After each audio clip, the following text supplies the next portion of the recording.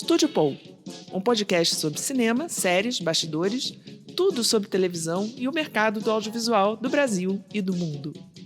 Eu sou Ana Seixas, jornalista, produtora de audiovisual e executiva do mercado de entretenimento. E eu sou Ana Cláudia Paixão, crítica de cinema, colunista da revista Cláudia e do Correio do Estado e também executiva do mercado de entretenimento. Eu sou Milton Abirached, sou jornalista, diretor de TV, crítico de cinema, escritor, nessa área aí. Olá a todos, eu sou Felipe Boclin, sou executivo de marketing no mercado de entretenimento, também sou criador e empreendedor do The Creators Bridge. Olá a todos e todas, meu nome é Rodrigo Saturnino Braga, eu sou distribuidor para o mercado de cinema no Brasil e analista do mercado audiovisual. No momento trabalho para a Filme B, que é uma empresa que edita um boletim, um site de notícias e análises do mercado. Além disso, ela administra também um amplo banco de dados com resultados diários dos filmes e do cinema no Brasil e é uma referência no setor. Estamos aqui no Megafone Studio, a casa que nos recebe. Olá, queridos e-powers! Estamos aqui mais uma vez hoje com nossa querida Ana Maria Baiana, particularmente minha mestra de várias gerações. A Ana Maria Baiana começou, que eu me lembre, ela deve ter começado antes, alguma coisa que eu não me lembro, mas é uma revista chamada Pipoca Moderna, seria isso? Foi antes? Não, sim, antes disso, meu primeiro trabalho oficial como jornalista foi na Rolling Stone. Rolling Stone. Já começou arrasando. E eu estava ainda na PUC, no segundo ano. Então, você vê que era uma menina prodígio. Depois a gente vai voltar nisso aí. Mas eu quero falar aí depois da Pipoca Moderna. Eu me lembro da Ana no Globo. Eu trabalhei com ela no Globo, onde havia uma página chamada... não era Rio Fanzine ainda. Como é que era o nome? Era exatamente Rio Fanzine. Rio Fanzine. Eu inventei. Aliás, eu tenho... Por que eu não pus a minha camiseta? Eu tenho uma camiseta disso. Eu também tinha essa camiseta, eu não sei para onde foi. Eu ando às vezes com essa camiseta e vejo pessoas, inclusive em lugares aqui da cidade, que é raro que as pessoas estão andando, ficam olhando com uma cara assim, o que é isso que essa mulher está usando? Eu uso com... Bom, eu devia estar com ele aqui hoje, mas estava na máquina de lavar, desculpe. É uma falha brutal isso aí. Mas o Rio Fanzine ensinou muita gente como ver o rock, a música pop, o cinema, tudo isso misturado, né, de uma forma muito original e com esse texto... Brilhante. Como é que eu vou dizer? Maravilhoso, brilhante. É muito pouco, brilhante da Ana, que sempre via um lado que a gente não estava vendo e puxava a nossa imaginação para sonhar com um monte de coisa. Então, tinha a revista 7 também, que eu era fã, acompanhava. Então, ela estava em muitos lugares. Depois ela foi para morar em Los Angeles, passou a ser correspondente do Globo, de outras publicações. Do Telecine, Globo News, Folha e vários outros lugares. A Ana é uma referência para a minha geração, para todas as outras que vieram depois, e acho que é um prazer e uma honra a gente estar com ela hoje aqui para falar desses fenômenos desse fim de semana e de outros, de Los Angeles, essa cidade que ela chama de minha monstra, e eu acompanho. E nesse lugar onde ela está, assim, que é um lugar privilegiado de uma cidade, e do Globo de Ouro, que ela participou, e de tudo isso que Hollywood povoa no imaginário da gente. Mas antes a gente vai passar para as bilheterias, que esse fim de semana especialmente, a gente teve aquele fenômeno que já está uma palavra meio surrada, chamada Barbieheimer, né? Que é a estreia de Barbie e Oppenheimer. A gente vai ver como é que ficaram essas bilheterias com o Rodrigo Saturnino Braga. Olá a todos e todas, em especial Ana, muito bom revê-la depois de tanto tempo. A gente esteve juntos na produção e depois no lançamento do 1972. Que ano foi isso, Ana? Você lembra? Eu estava querendo lembrar, não sei se foi 2002, 2003. Não, é 2000 e alguma coisa, eu não vou lembrar de cabeça, não. Mas, enfim... 2008, eu acho. Milton tem razão, você é uma referência, é uma alegria ter você aqui compartilhando com essa experiência nesse podcast. Especialmente neste fim de semana, né? Que é um fim de semana que, para a gente que gosta de cinema, para a gente que é do meio, para a gente que tem o cinema como modo de vida, é um fim de semana que vai ficar marcado na história, né? Daqui a muitos anos, eu tenho certeza, os profissionais, quando dois veteranos profissionais que se encontrarem, vão certamente comentar o fim de semana de Barbie e Oppenheimer, né? Que aconteceu foi realmente extraordinário, ou seja, completamente fora do comum. A gente tem dois filmes desse tipo. Primeiro, os dois sendo marcados na mesma data, o que não é muito comum quando os dois têm pretensões de público, né? Em geral, os distribuidores procuram afastar pelo menos uma semana, né, um do outro, para não que disputem as mesmas salas, mas acabam disputando, ou nem mesmo o mesmo tipo de público, mas acabam disputando a atenção da mídia, a atenção da rede social, a atenção, enfim, em geral se afasta. Nesse caso, eles tomaram essa decisão lá fora, são estúdios diferentes, são estúdios competidores, a Warner um e a Universal o outro, e foram assim mesmo, né? E no mundo, né, onde os dois foram lançados, os dois foram muito bem. No Brasil, o Barbie virou um fenômeno social, tá? Provocado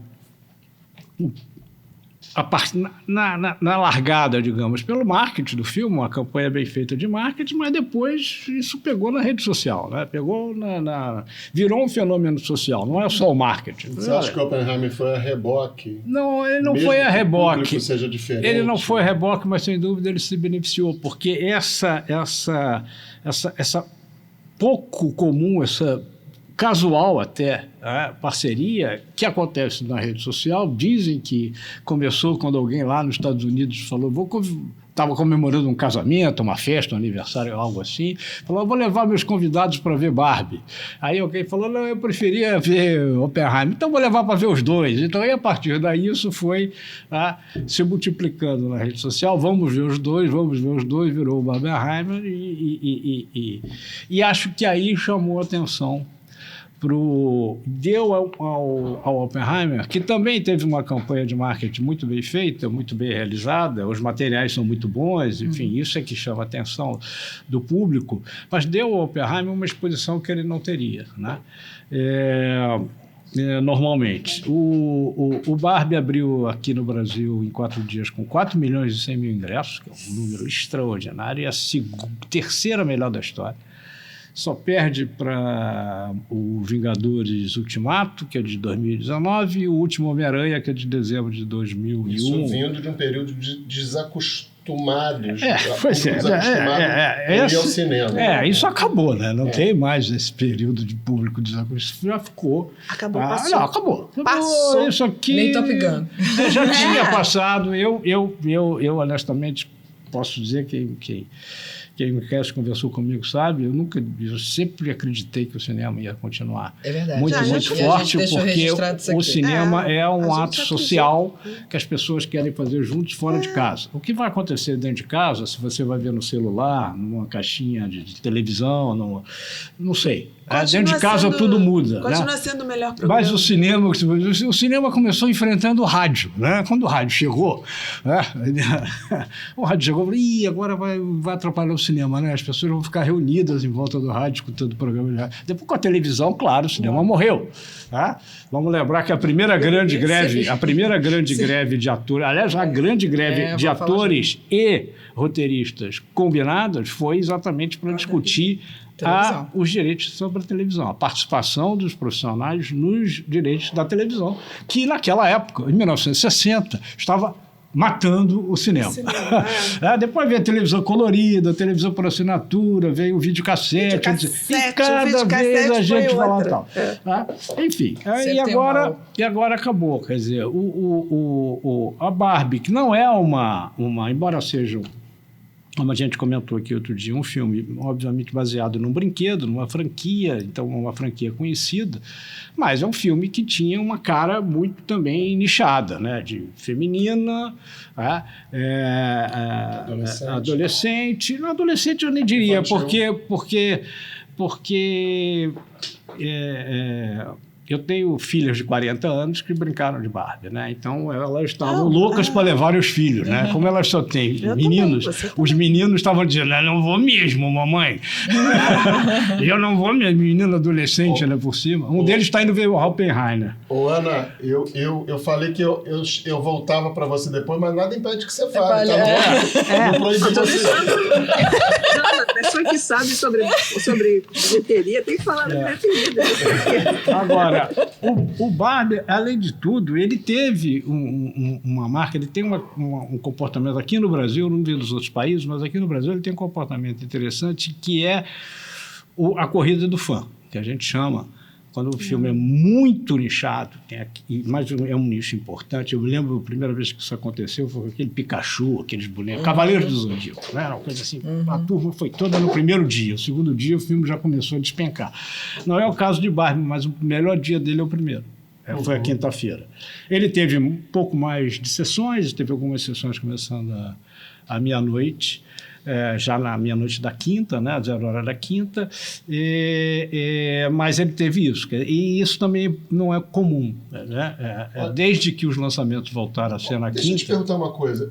A gente estava conversando um pouquinho antes que talvez essa competição, não apagou o outro, mas levou o outro a rebote, porque são públicos diferentes. O público do Oppenheimer, eu fui no cinema, só tinha pessoas mais velhas. Até pelo tema, né? Todo lotado de gente mais velha. Todo mundo de cabeça branca. E aí o outro não. Tinha tudo misturado. Agora, eu quero falar disso para falar assim, um não atrapalhou o outro, pelo contrário. Agora, eles dois atrapalharam o Missão Impossível e o Indiana Jones, né? Que era uma coisa retumbante. Mas atrapalharam menos elementos.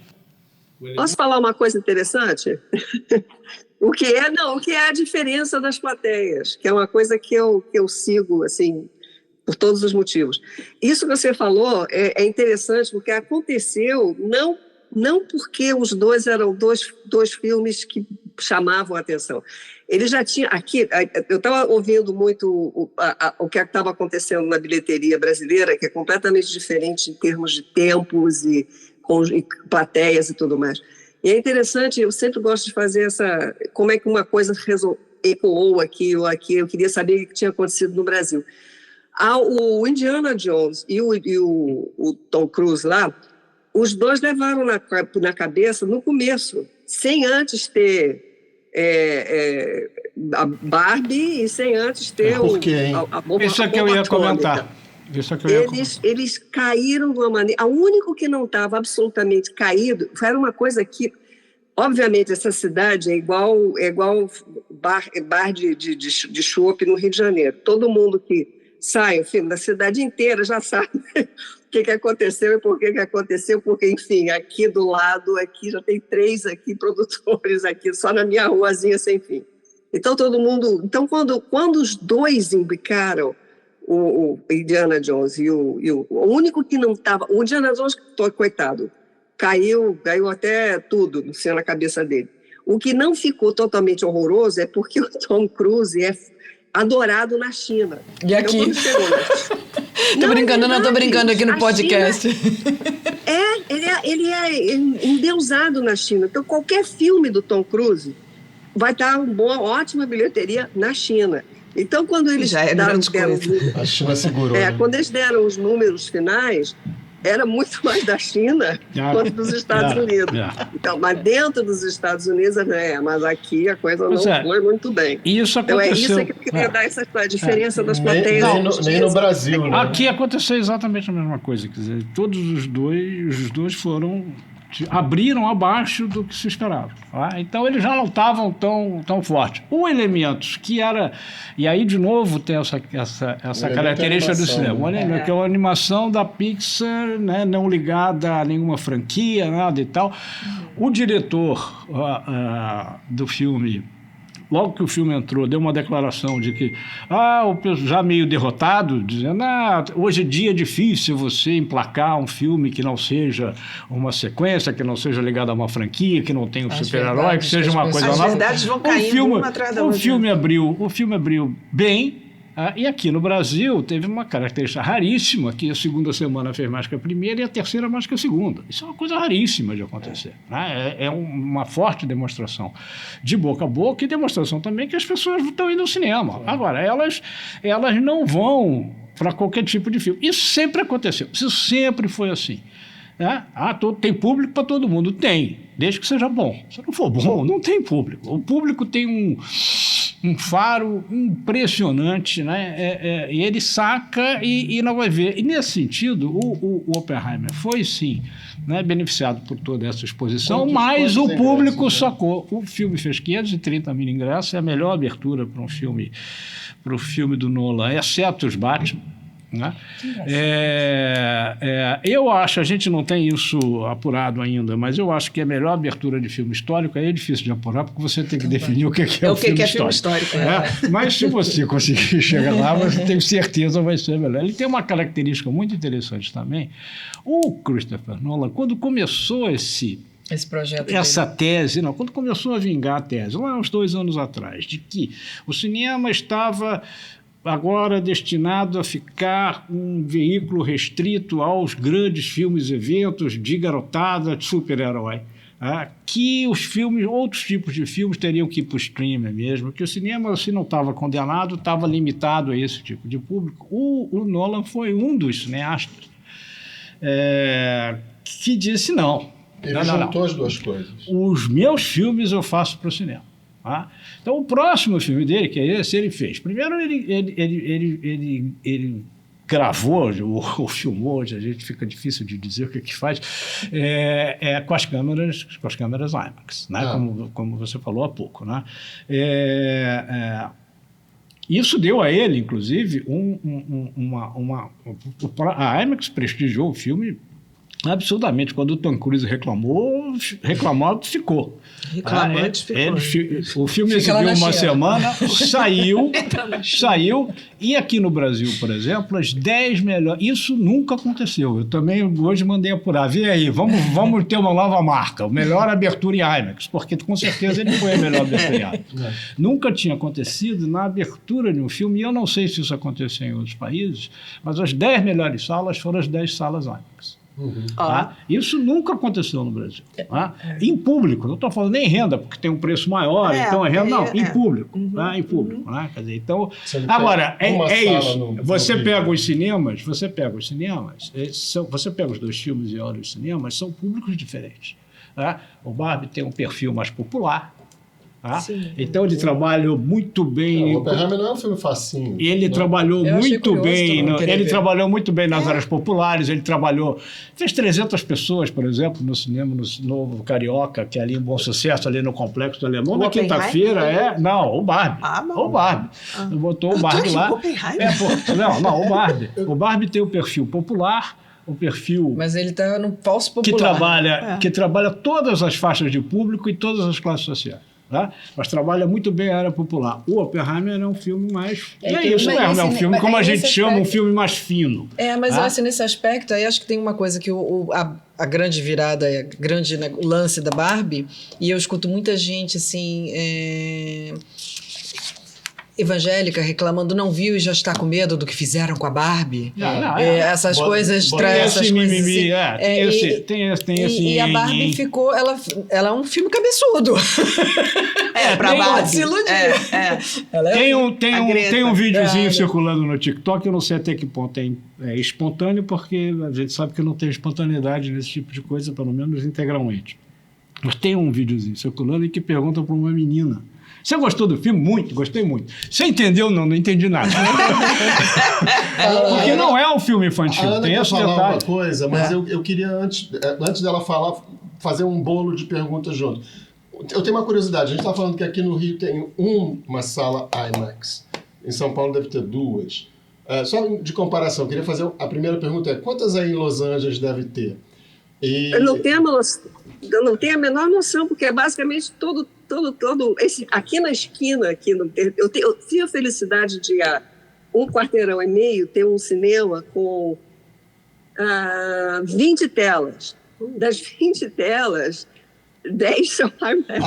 Não, humilhou. Acabou com a gente aqui. É uma política diferente. Eles têm uma política diferente. Chega. Não quero mais falar. Isso aqui é Eles dos dois têm uma lados política do mundo, diferente. mas Eles têm uma vai política ter diferente internacional, da própria IMAX. A outra coisa, assim, nós falamos de números aqui. A gente está falando de números de bilheteria. Agora eu quero saber da crítica. A crítica aí, mas a crítica na Maria Baiana também sobre os dois filmes. Mas antes, deixa eu fazer só um comentário que a única coisa que está faltando para ressaltar essa questão, essa ligação do Nolan com os cinemas, me chamou a atenção no cartaz e depois eu reparei nos créditos do filme, Ana. Eu também queria comentar isso com você. Eu não me recordo de ter visto isso em nenhum dos outros filmes. E olha que eu vi muito filme. Escrito para as telas. Written for screen. Ele fez questão de colocar isso no material do filme. Sensacional. Depois eu estava em casa, eu estava vendo uma série e estava lá escrito para televisão. Eu me lembrei, claro, eu fiz questão de dizer. Eu escrevi isso para... Era a mesma coisa, mais ou menos, que o Spielberg fazia com isso tem a ver com a briga que eles estão tendo agora, daí essa greve toda. A briga que ele tinha com a televisão também, né? Lembra no final do Poltergeist, botava a televisão para fora do quarto? Sim, a última cena, a televisão na rua. Mas, curiosamente, o que está acontecendo é uma coisa que eu tô vendo de perto, é que, diante do inevitável, que é apenas ir a um cinema para ver um filme, isso não é mais possível. Então, o que eu vejo mais e mais em conversas com o pessoal de produção, mesmo pessoas do meio em geral, mesmo da divulgação, a história é a seguinte: você tem um filme de pequeno tamanho, com o primeiro diretor, vai para o cinema, ou então vai para um circuito de universidades, vai para uma coisa pequena. Tudo que já chega no nível médio para cima, ele vai para cinemas e imediatamente ele vai para streaming. Em horários de, por exemplo, em breve, daqui a 3 meses, você pode ver o Oppenheimer aqui em casa. Ele vai estar no streaming daqui a 3 meses. Que é uma coisa que era impossível de você pensar nisso, sei lá, 10 anos atrás, 5 anos atrás. Agora é uma coisa assim, olha, tudo bem, queremos que o filme seja visto, então vamos ver quem mais vai querer ver de que maneira. Sim, vamos dar 3 meses para ele no cinema e depois... Houve uma redução de janela, houve uma redução, isso é uma consequência da pandemia. Já havia essa discussão, uma discussão que vem de muitos anos. Eu me lembro em 2010 ter essa discussão da janela, do tamanho da janela, que realmente caiu de 6 meses, que era a janela inicial, para hoje, que nós estamos falando de... A gente está falando de 2 meses. Até menos. Até menos, porque a gente está falando de 40 dias. Eu gosto, como eu raciocínio muito com semanas, tem entre 6 e 7 semanas. Né? Entre 42 e 49 dias, em torno de 45 dias e tal. Isso sem dúvida. Né? Mas o que agora esse período pós-pandemia mostrou é o seguinte: o cinema é fundamental, inclusive, para a educação econômica do filme. Então, para o produtor, para o distribuidor, que tem o dever, a obrigação, assim, sua obrigação primeira qual é? Proteger o filme, né? Explorar o filme de uma forma mais eficaz possível. Tá? Ele tem que ter lançado no cinema com uma janela, sei lá, você pode negociar. Hoje tem essa flexibilidade que não tinha, por exemplo, em 2010. Eu me lembro que a Disney quis fazer uma redução de janela em 2010 com Alice e não conseguiu. O Alice no País das Maravilhas não conseguiu, especialmente na Europa. Né? Na Europa, então, os exibidores resistiam muito. Né? Hoje os exibidores já não estão mais resistindo, mas eles ainda, como a gente viu, inclusive agora na programação desse filme, porque houve isso também, né? Eu não sei nos Estados Unidos, mas acredito também que houve, quer dizer, houve uma boa vontade com o filme do Oppenheimer, por parte da exibição. Eu acho curioso, porque extraordinária também. Eu só queria, assim, como eu fiz uma pergunta, ficou em suspenso, queria que a Ana desse uma opinião aí sobre os filmes, assim, a opinião dela, assim, que ela já deve ter escrito. Você viu Barbie? Escrito sobre os dois, mas eu queria que ela falasse para o nosso público aqui o que ela achou dos dois. Assim.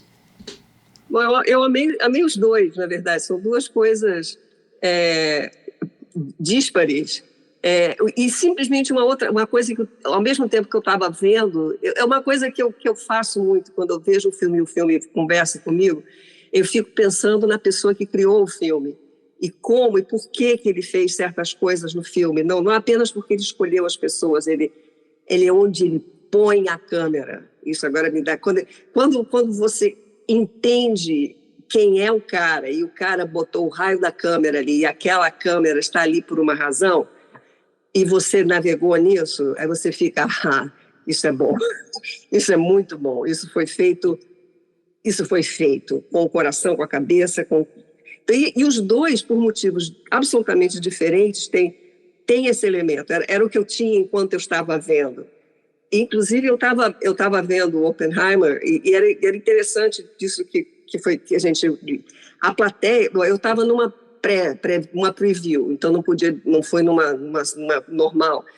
Tinha gente de todas as idades.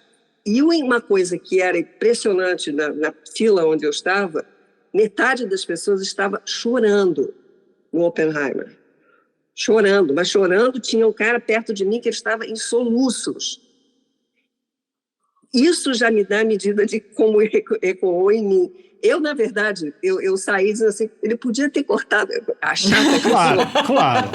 Eu sou a chata, eu digo assim, podia ter tirado os 20 minutos finais, porque os 20 minutos finais desmontam um pouco, para mim, essa curva incrível que ele faz, que é de pegar um grande mestre da ciência que descobre uma coisa, uau, veja o que eu descobri, e fazer de olha o que eu descobri numa carnificina, não há palavras para descrever, e que é uma monstricidade, se existe, apoiada por forças maiores, por exércitos, por dinheiro, e quando chega no auge disso daí, aí é que era a choradeira dentro da plateia. É isso que me sacudiu, e a maneira, de novo, por raio de botar a câmera no lugar certo, que é a narrativa toda gente, e me engasga, que é a noite do teste da bomba em Los Alamos. Aquela é uma coisa de exatamente, é o olhar do Nolan fazendo isso. Então, não tem mais. Então, eu fui sabendo que ia ser uma tragédia e fui nessa. Então, ótimo que 2 dias depois eu fui ver a Barbie. E aí qual o momento de câmera bem colocado na Barbie? De novo, eu gosto muito da pessoa, da Greta Gerwig, que escreveu e dirigiu, e é uma das produtoras do filme. Né? Exatamente. E ela, eu já tinha conversado com ela um tempo atrás sobre filmes, sobre mulheres diretoras e tudo mais, e eu sentei já sabendo do ponto de vista que ela faria, ou seja, se você é uma garotinha, vai ver uma história da Barbie. Se você está usando, como eu estou pensando, eu estou usando a Barbie como, olha só como não é fácil ser mulher, é uma outra história. E a outra coisa que eu descobri, então eu estava assistindo, eu estava vendo a Greta Gerwig, dizendo assim, e toda hora, que horas que eu estava sozinha na cadeira, rindo, assim, vocês não estão entendendo, que não é uma bonequinha só, é toda uma história de quem você é sendo uma mulher e um namorado safado, e o mundo que ser criado para ele ser alguma coisa, e ela tem que ter um mundo para ela, para ser uma coisa nessa... Eu vi dessa maneira, e eu achei, assim, quando terminou tudo, rapidamente a gente podia dar um alô para a Greta, e ela disse exatamente isso, eu quero que as garotas, crianças gostem, mas nós também podemos entender o que a brincadeira que a gente fez. E depois, um tempo depois, eu botei inclusive isso no Facebook, as pessoas estão achando que eu sou louca, mas não é verdade, porque depois eu vinha saber de ambos que essas duas premissas tinham surgido sem que um conversasse com o outro. O Christopher Nolan, desde o começo, queria pôr aquela frase fulminante que começa o filme. Eu ia te perguntar Deus, sobre isso, as duas inspirações. Eu vi o seu post. Eu sou Deus e posso destruir os mundos. Isso já estava com parte da história, e é basicamente a base do filme. Explica para o nosso público de onde vem essa frase. Do Bhagavad Gita. É um poema indiano. E, por outro lado, e que só vinha saber depois de ver o filme, a Greta fez o roteiro. Espera um instantinho que eu vou ter que agora fechar aqui. Você está ouvindo o barulho? Não. Não. Então, tá, porque eu estou ouvindo. Bom, ela, a história que ela montou é a história baseada da descida de Inanna ao inferno. Se você procure ler, é um mito da Suméria, que é a descida de Inanna para o inferno. É a história da Barbie. O martelo é o inferno, ela tem que descer lá para ver o que funciona. E quando ela volta, o namoradinho já tinha chutado. Mas é Inanna. Ela fez isso deliberadamente. Isso é muito interessante, as duas histórias terem inspiração, os dois filmes, inspiração em sabedorias ancestrais, né? Assim. Exatamente, e de maneiras... Quer dizer, o caso da bomba atômica está, inclusive, porque o próprio Oppenheimer disse isso. Ele tem um momento, quando ele começou a ser arrastado a todos os tribunais, que depois deles dizerem, depois daquela cena que é uma coisa, que é o milico lá assinando para soltar a bomba em Hiroshima, uma das cenas mais... Matt Damon deu quase bateu, né? Destruiu seus Mas dentes. ele está muito bem, né? Ele está ótimo. Sim, ele e Robert Downey Jr., né? Robert Downey Jr. Que é um ótimo ator, né? Sempre foi. Né? Será que vai ser lavada no Oscar? Vai, né? Vai. Tem muito tempo até lá. Acho que vão emplacar. Porque os artistas são ótimos em todas as situações, em todos os lugares. Mas é isso.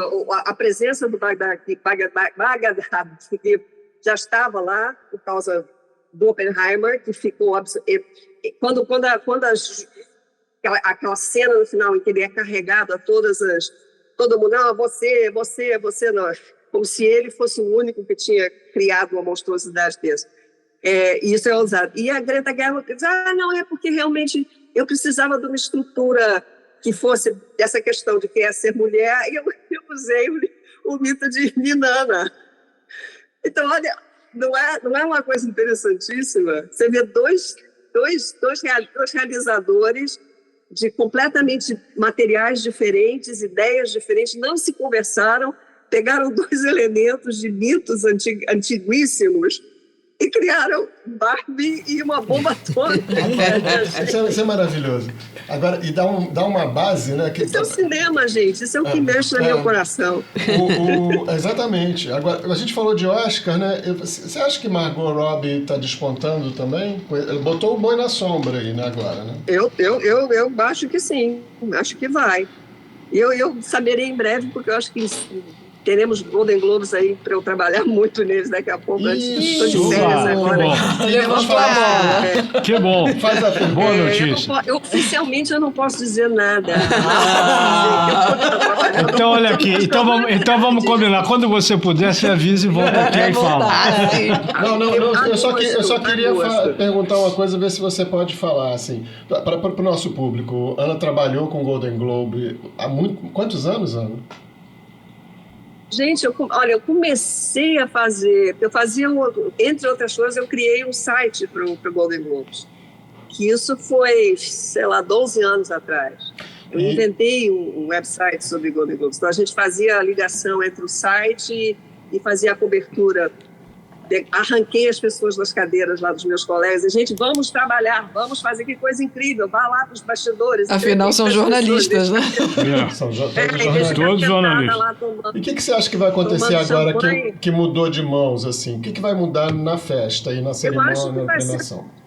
Acho que vai ser muito bom, porque tem a DC, que é muito boa, que é e tem o Eldridge, que é uma mega empresa que trabalha inclusive com pequenas produtoras. Eles têm vários. A A24, por exemplo, é um do Eldridge.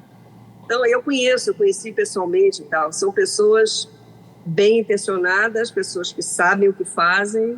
Eu estou super curiosa de saber o que vai acontecer. Eu sei que vão fazer muitas coisas novas, que eu não sei o que são, e que vai ser em várias medidas de mídia. Não vai ser aquela coisa dentro de uma... Dentro da imprensa estrangeira não é mais, né? Não, porque não existe mais. Mas o que existe ainda são as pessoas, nós, as pessoas de outro... Os votantes. Quem são os votantes agora? Somos nós, somos as mesmas pessoas. Continuamos do mundo todo. A diferença é, quem está votando somos nós, a não ser as pessoas que dizem, não, eu quero ir embora, não quero mais saber disso. Tem isso também.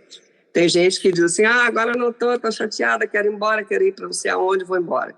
As pessoas que ficam, que vão ser muitas, vão continuar votando e, além disso, vão estar dentro da produção. E eu me lembro de você contando de uma prática que é normal, assim, tá, nas vésperas, porque você vota, né? Então, eu voto. Aí tinha lá, Tom Cruise mandava flores, né? Uma coisa assim. Você acha que vai ter um controle desse negócio depois dessas denúncias? Vai ser proibido? O que vai acontecer com esse controle aí? Vai ser altamente controlado. Não pode ter uma coisa que eu brigava todo ano. Eu era sempre, não, ela é uma chata. Eu digo, você é uma chata mesmo, eu vou continuar sendo chata e vou devolver tudo. Estou devolvendo, a não ser que é uma coisa assim, uma das minhas netas, para mim o brinquedo, tá bom, então vou dar para minhas netas. Vou dar uma Barbie. Ótimo. Exatamente, seria uma Barbie. Aliás, as minhas duas odeiam as Barbies, porque elas são muito avançadas, essas meninas. Mas havia sempre essa atenção de outros, dos colegas que tinham a minha posição e os que não tinham essa posição, pelo contrário, enfim, não vou entrar nos detalhes. E eu, conhecendo agora a DCP e a Eldridge, a maneira como eles agem, eu acho que acabou a festa. Não pode de jeito nenhum, não pode ter presente. Já o ano passado, já esse ano, na verdade, já não teve. Não podia ter hipótese alguma. Nada, nem pirulito. Nada. Vai lá, pega o papel, faz o voto, mandou, tchau. Então, a próxima cerimônia, a próxima votação, Globo de Ouro, você acredita que a imagem do Globo de Ouro pode ficar limpa com esses procedimentos e com tudo que foi sujado? Eu espero que sim. Eu fui uma das poucas pessoas a ficar absolutamente felicíssima quando acabaram com a HFA.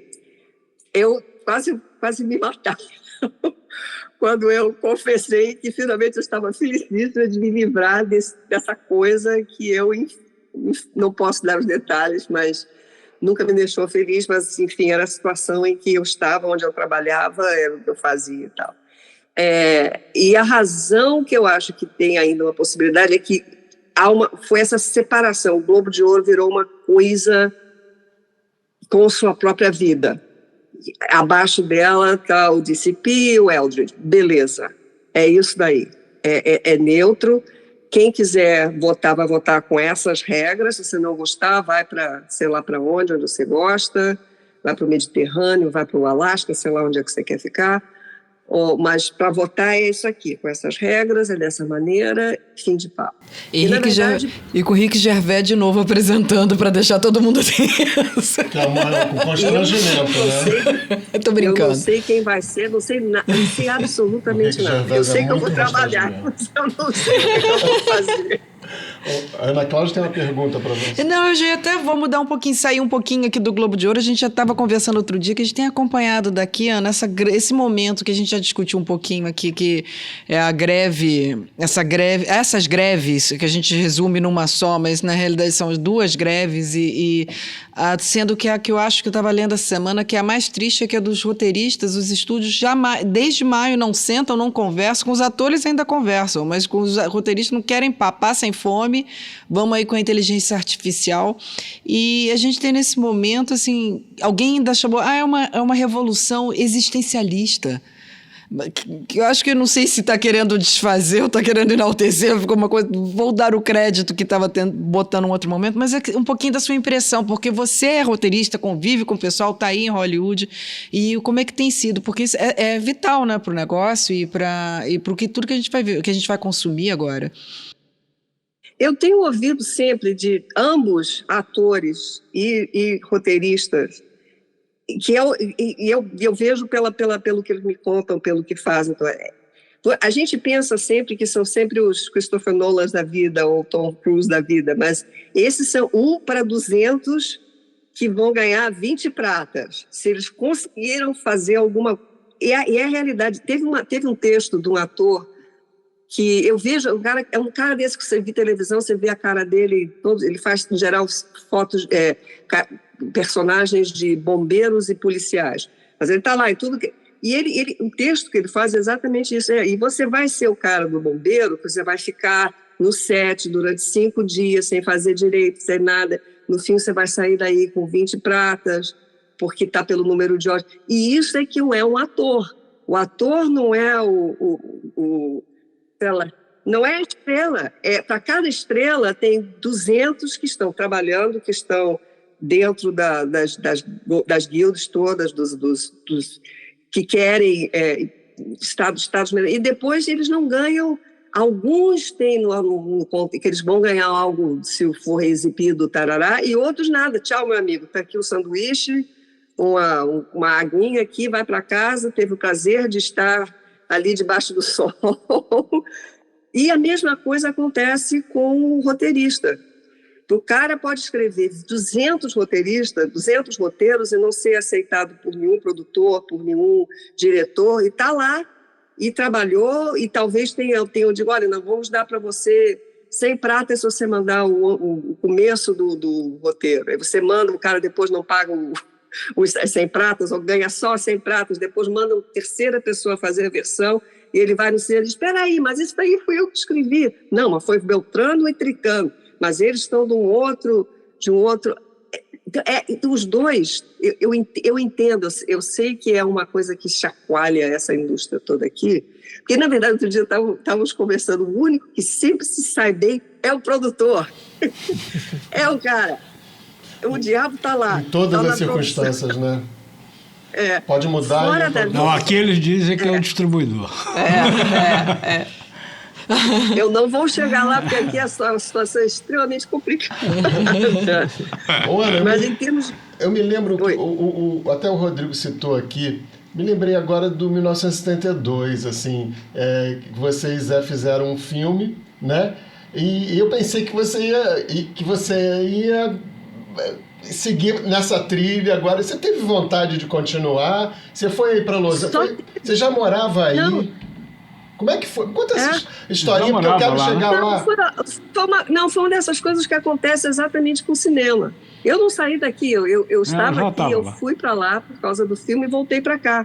E o que aconteceu foi por umas coisas que acontecem. Não, eu falei assim, porque você fez o filme aqui, né? Então, aí você voltou, é isso que eu tô falando. Não, eu voltei porque estava planejado, eu vou dar esse detalhe, mas o que aconteceu foi por causa de novo, eu vou voltar sempre para os diabos. Os diabos são os produtores. E o produtor... Não, é verdade, o produtor pisou na bola. Então atrasou a produção.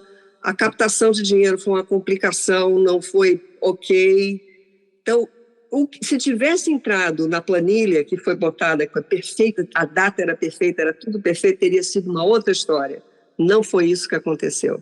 Foi quase 2 anos depois da data perdida. Então, aí todo mundo que é do cinema sabe. Aí desmorona. É impressionante como isso imprime na tela, né? É impressionante como esses percalços aparecem. Para mim, foi uma coisa muito, muito dolorosa para mim. Isso fez você desistir assim, de seguir nessa trilha, ou você nem tinha vontade de seguir? Era só aquele filme mesmo? Não, eu tinha muita, mas eu estava arrasada.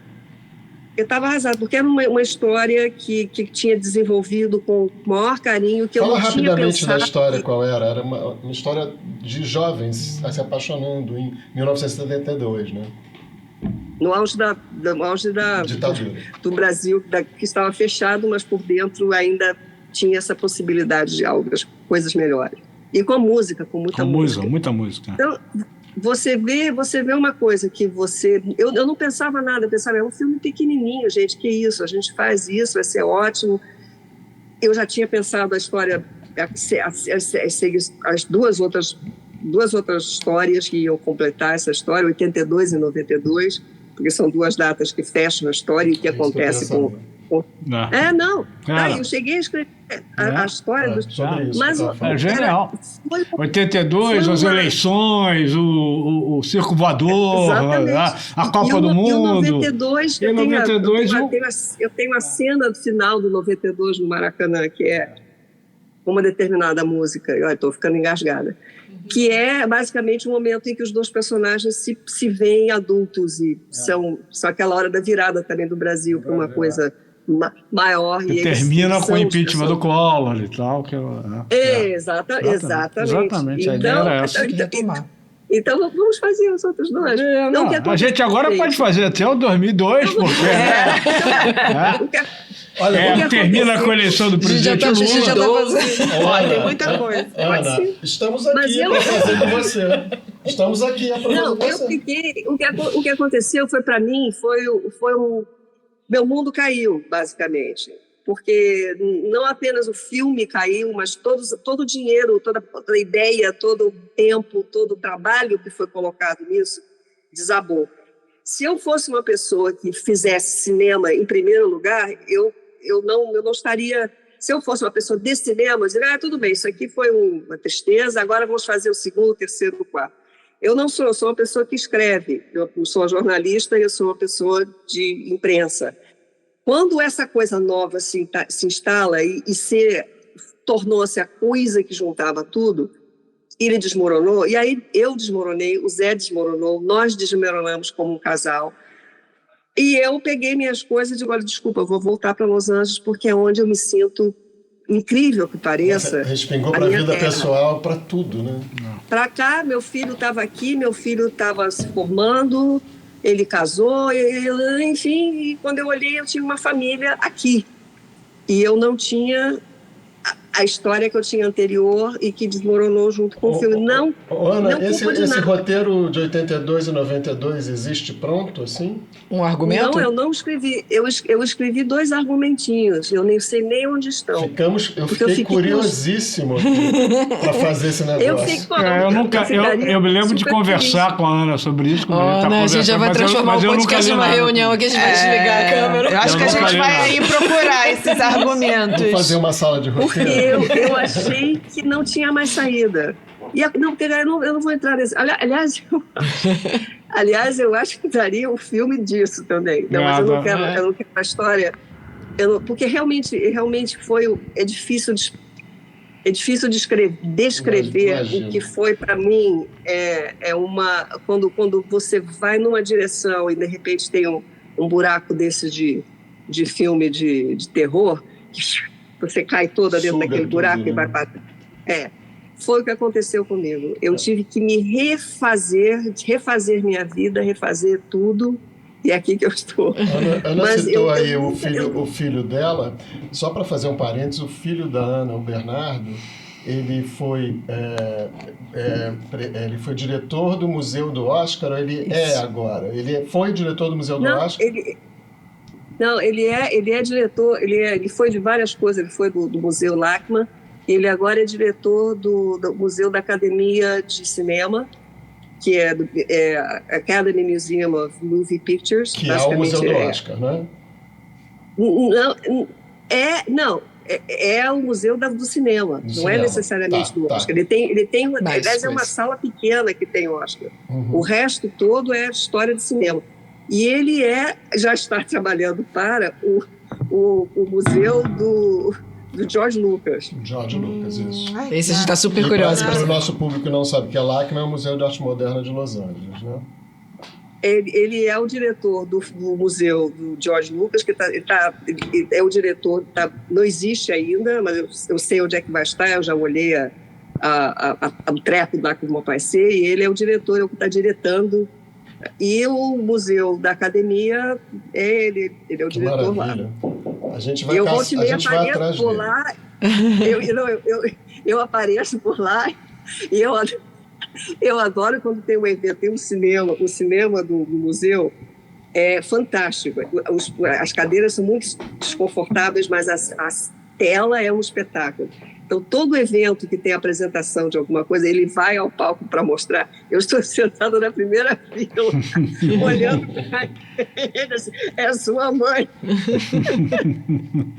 Maravilhoso. Cá estou eu estou aqui.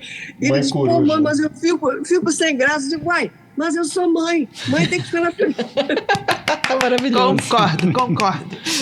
E ele vai. Outro dia, teve um cara que é um diretor e ele também toca piano.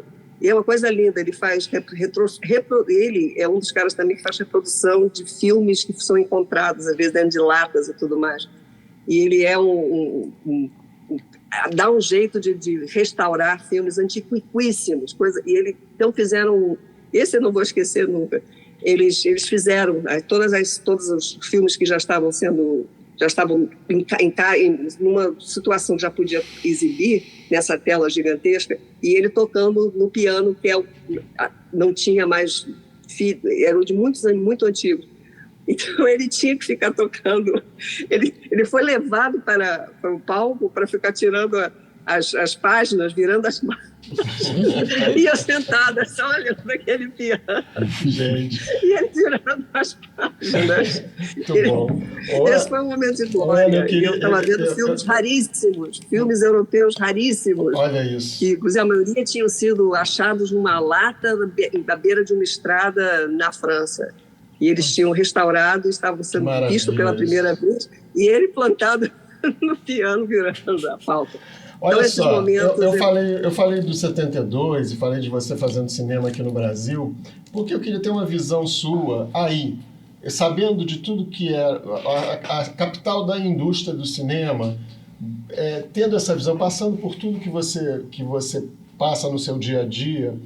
Como é que você olha o cinema brasileiro e a produção o conteúdo audiovisual brasileiro, seja de séries ou de filmes? Em que patamar está? O que você acha que é o problema? E esteticamente, assim, como uma visão artística também. Eu quero tudo misturado, assim. O que você acha do que você vê daí? Eu vejo muito pouco por outra razão, porque eu vejo mais o que está disponível aqui. Um dos problemas é isso. O que é feito no Brasil, eu não vejo aqui. É difícil de estar mostrado aqui. Quando tem, por exemplo, tem eu acho que vai ser em agosto, é um documentário. Vou lá ver. A moça me convidou, eu vou lá ver. Mas é 1 para 20 para eu ver. Porque senão eu não sei se está aqui. A última vez que eu vi foi de novo foi, aliás, na tela da Academia. E eu acho que foi não me lembro qual foi o filme, mas é o filme que estava em jogo para o Oscar. O Marte 1. Eu não lembro mais. Marte 1. É esse. Então foi esse, foi lá, exatamente foi no cinema da Academia, inclusive. Estou lembrando disso agora. Foram os dois que tem esse e esse agora que eu vou assistir agora. Mas eles não. Mas teve aquele filme brasileiro, mas teve e eu não vi, porque agora é que eu soube que já passou e não está em nenhuma tela. Então, é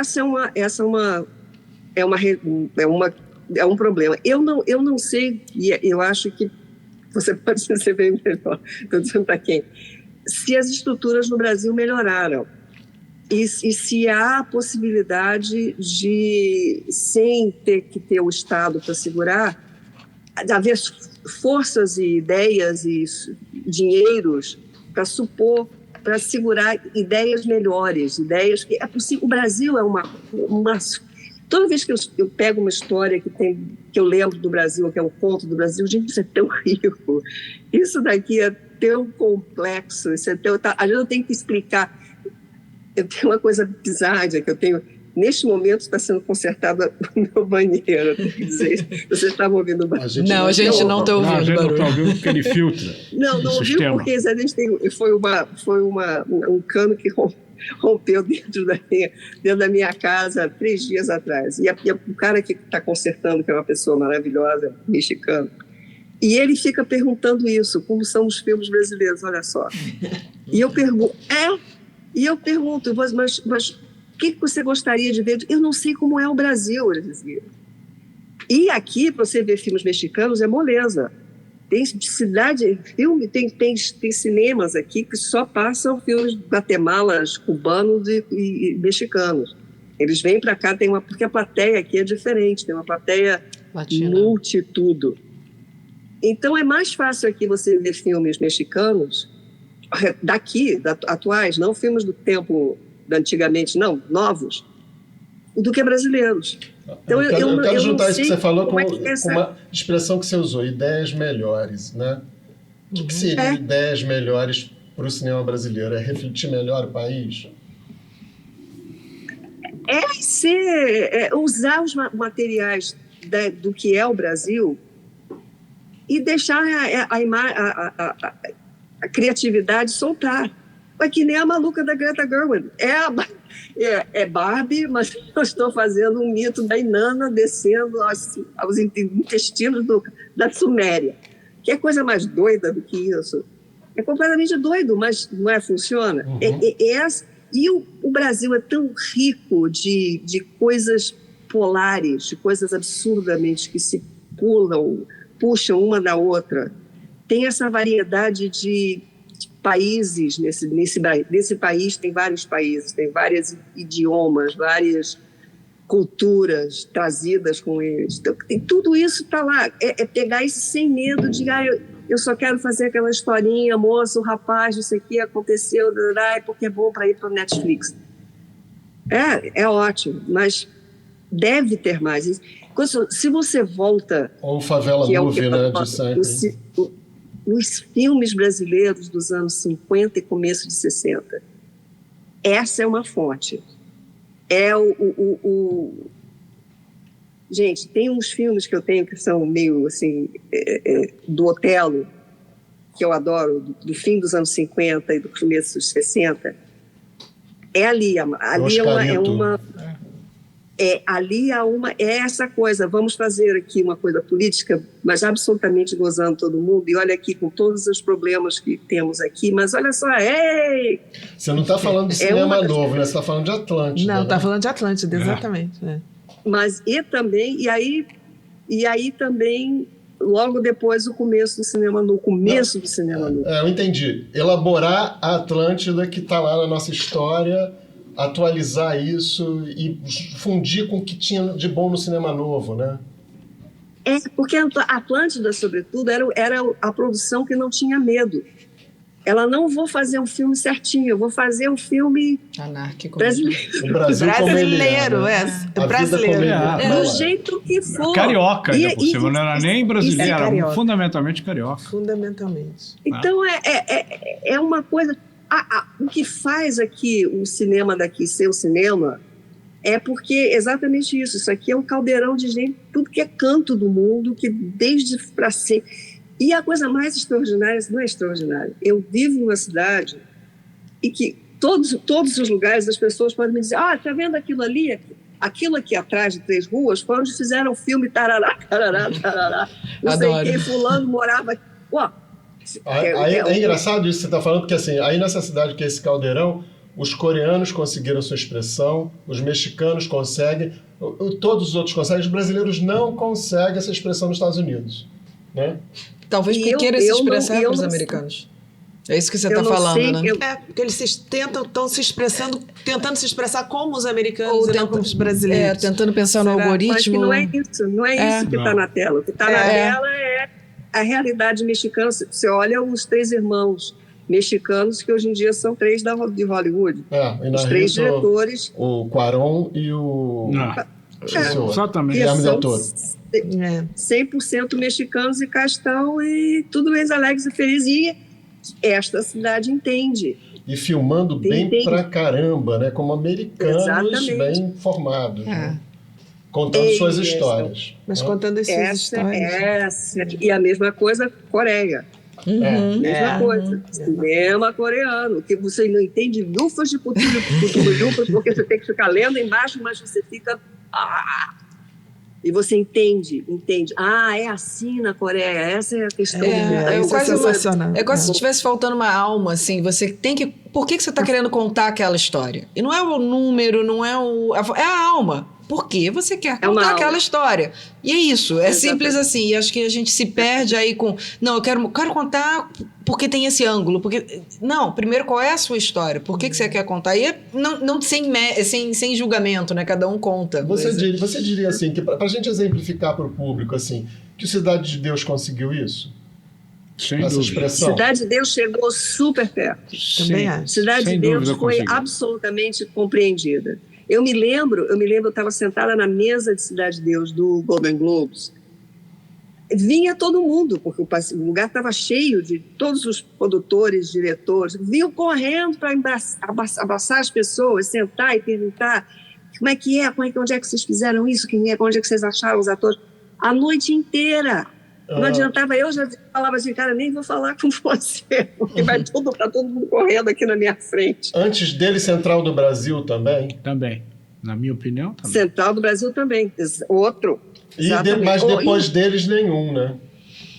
Não. Na realidade, que eu veja aqui. Que eu veja.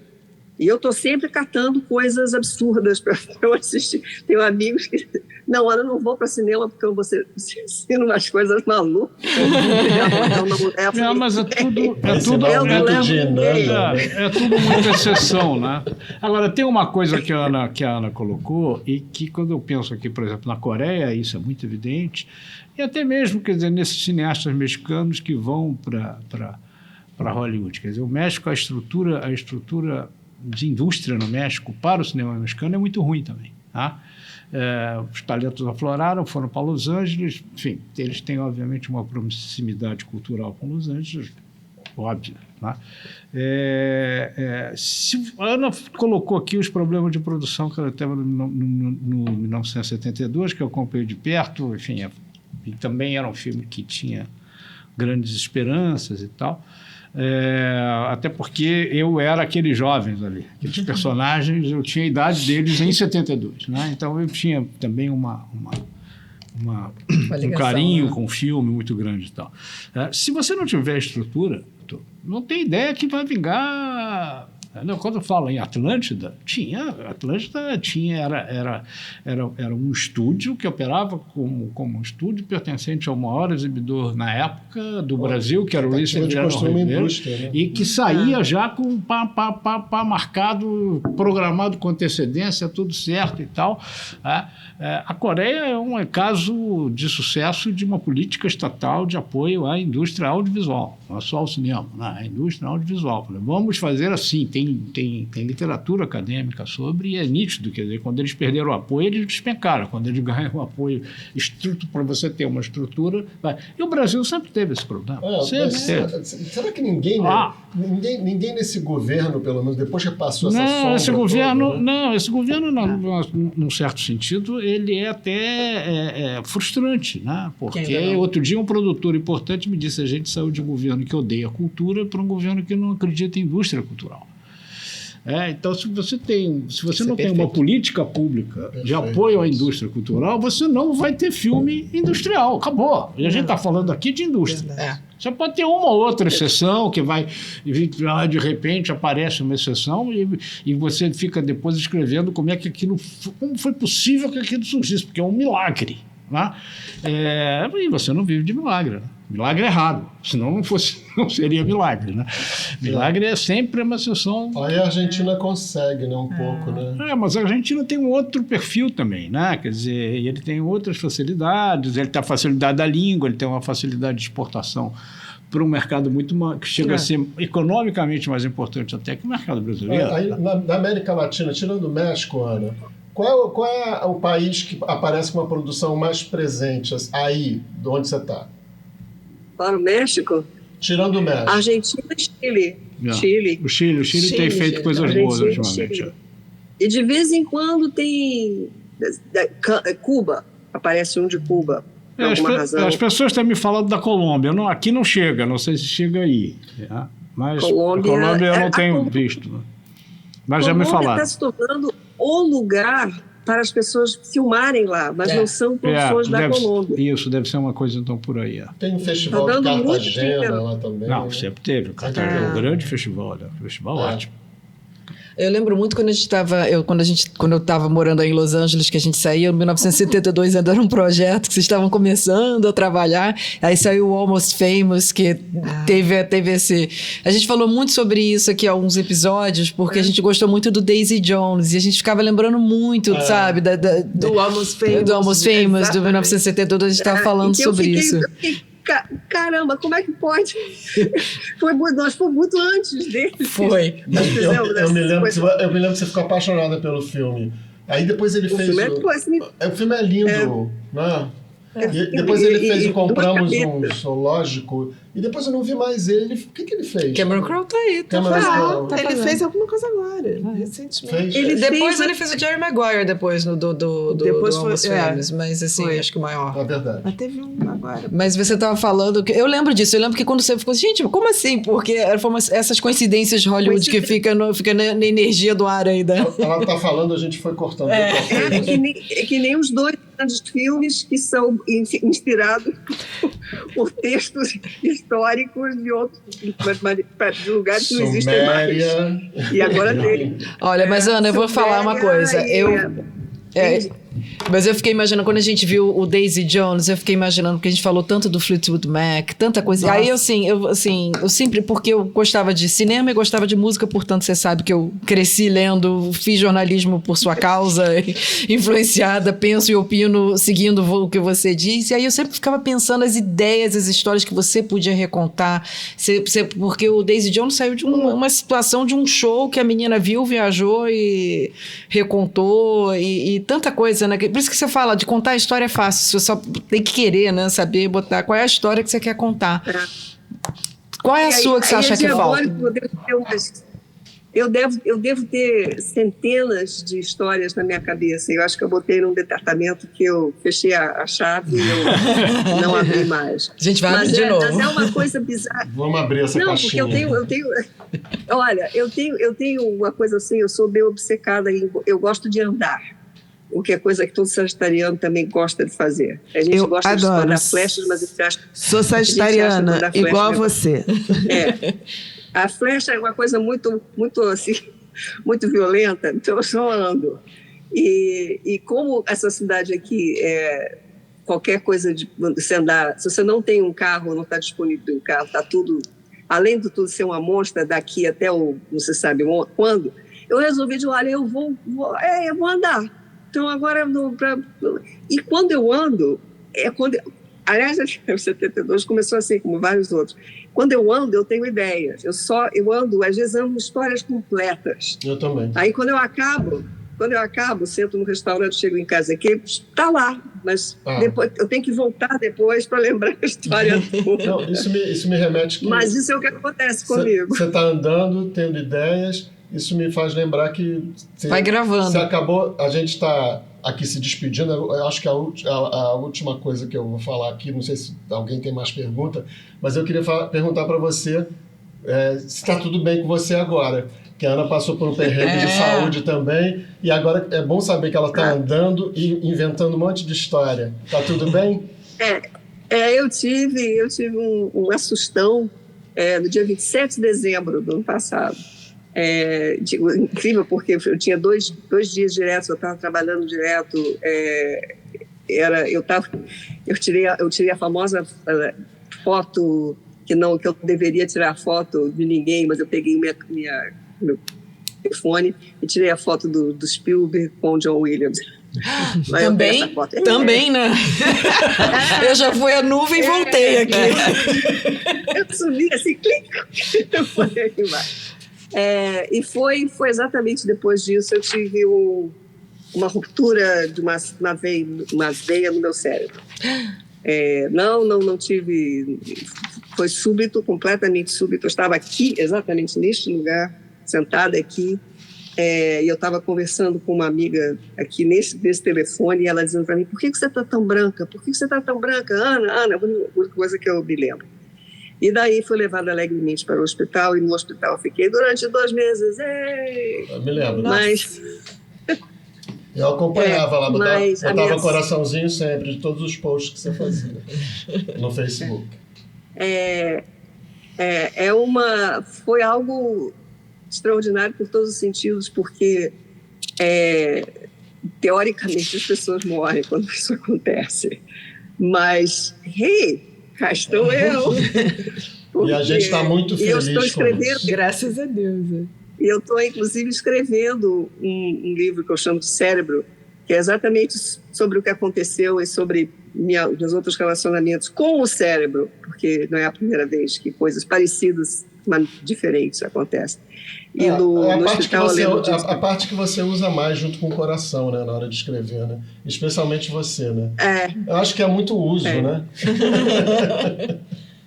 É muito... E o extraordinário é que as coisas que eu fiz nesse hospital foram fantásticas.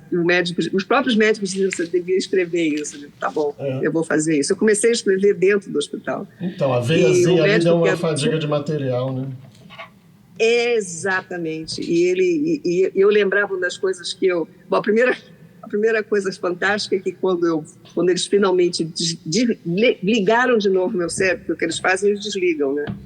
Quando eles ligaram de novo, eu voltei para ver se eu sabia falar. Eu não apenas sabia falar, como eu xingava todo mundo em português. Maravilha. Dizendo palavras horrorosas. E eles entendiam? Não, ninguém entendia. E as próprias enfermeiras ficavam apavoradas. E eu... aparentemente falava... Mas assim, enfermeira, filha da puta. Essa comida é uma bosta. Coisas desse tipo. E aí, no dia seguinte, que elas estavam chegando assim, um pouquinho, aí eu comecei a falar em inglês. Eu digo, peraí, deixa eu ver para eu me entender. Para eu me entender com essas pessoas, eu vou ficar sem comida. E mais tarde, um médico, que era o líder dessa equipe de 5 pessoas ao meu redor, meus 5 médicos, ele dizia que a questão é porque o seu cérebro resolveu parar. Era uma crise e ele desliga. Então, quando voltou, chegamos a um momento em que a questão estava fora do perigo, ele abre no arquivo mais antigo que você tem no seu cérebro. Que interessante. Todos vocês têm isso. E, no seu caso, você começou a falar na língua primeira que você ouviu. Olha, que legal. Então, era por isso que você falava naquilo. Então, olha que coisa interessante. Aí eu comecei a ficar apaixonada pelo cérebro. Mas é inspirador mesmo isso. Né? É incrível isso. Porque isso, aí ele perguntou, que língua você estava falando? Eu falei, português do Brasil. Então é isso, eu vi aqui na sua coisa que você é baiana, você é originalmente do Brasil. Eu digo, então é isso, a base do seu cérebro é aquilo que você escutou pela primeira vez. Olha que loucura. É por isso que certas músicas vocês ficam completamente, a gente fica lembrando, lembra dessas músicas, essa música ficou lá com você. Back to basics. O livro que você leu quando era criança, os desenhos, as cores, é isso. E daí, então, eu fiquei agora, absolutamente, depois disso, eu vivia conversando com os médicos, para eles me dizerem, não é por nada não, me explica mais uma coisa aqui do cérebro. Ana, é um romance? É um relato? É o quê? É uma reportagem? É um relato com umas coisas meio doidas, porque foi uma tremenda viagem, bicho. Um pouco memórias também. Não foi nem por causa das drogas, não, foi por conta do cérebro. Mas o que você está escrevendo é um pouco usando... por conta própria. É um pouco usando isso para fazer um pouquinho de memórias, assim? É isso? Olha, eu vi imagens, eu vi coisas que eu não tenho como descrever para vocês. Não tenho. E é incrivelmente que no outro momento eu estava vendo um documentário sobre a organização das estrelas, como ela se... E aí eu comecei, um documentário, eu digo, gente, eu estou vendo o que eu estava vendo lá no hospital. Que legal. Olha. Muito bom. É uma coisa que eu digo, gente, da onde que... Como? Porque teve um período todo, que é esse período, quando o cérebro... Por um grande tempo, depois que eu aprendi... Porque a coisa que eu ouvia o tempo todo era o médico chefão dizendo assim, eu devo abrir ou eu devo esperar? O abrir era, obviamente, abrir o meu cérebro, e porque é uma coisa perigosíssima. Mas ele resolveu esperar. Então era esperar. Maravilhoso. Não fazia nada. E ele foi xingado também por isso? Foi xingado. Ele e as enfermeiras. Depois eu tive que dizer, por favor, em inglês, por favor, ele dizia, não, foi muito importante. Foi muito importante. Não, e depois eu também ensinei balé para as enfermeiras, mas isso é uma outra história. Porque eu queria mostrar a elas que eu não caía. Gente, mas com essa imagem, com esse papo lindo com a Ana, que eu adorei. Nossa, e acho que todos maravilhoso. nós adoramos e torcendo para que tudo permaneça da melhor forma possível. Não, agora meu próximo passo agora finalmente é comprar um carro, porque venderam o meu carro porque diziam que eu jamais poderia mover o carro. Amor, eu lembro que você tinha um Audi lindo e enorme. Eu não tinha mais. Eu tinha um Mazda que eu adoro, que eles venderam. Enquanto eu estava no hospital, eu digo, cadê meu carro? Venderam. Mas olha, a gente tem muito pouco assunto, mas a gente espera contar com você outras vezes. Não, por favor. Olha, aventura aqui nesta minha terrinha aqui não basta. Exatamente. Pois é. Então, eu sou fã. Com esse papo delicioso com a Ana Maria Baiana, a gente vai se despedindo dos e-powers queridos e até a próxima semana. Até a próxima. Ana, obrigada. Até a Um beijo. próxima. Beijo. Obrigada, Ana. Beijo, Ana. Bom te ver.